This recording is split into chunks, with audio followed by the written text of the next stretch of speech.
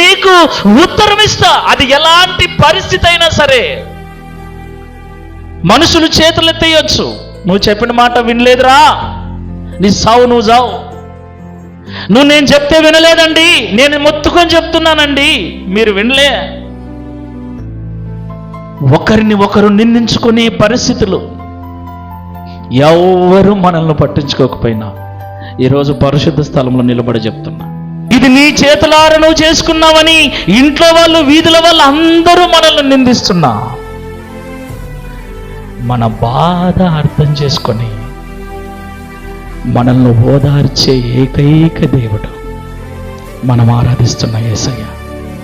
ఆయన పాదాల మీద పడి కన్నీళ్లతో, అయ్యా నన్ను క్షమించు, అయ్యా నన్ను మన్నించు, నాకేం చేయాలో అర్థం కావట్లేదు, ఎవరిని అడగాలో అర్థం కావట్లేదు, ఏ మార్గంలో వెళ్ళాలో అర్థం కావట్లేదు, ఇక నాకు దిక్కు నీవే,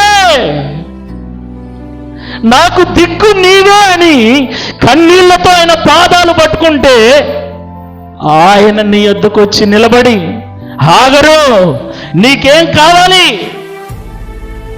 ఇంక నీళ్లు కావాలయ్యా, ఇప్పుడు నాకు కావలసిన నీళ్లు, నా కొడుకుకు కావలసిన నీళ్లు, అదిగో అటు చూడు.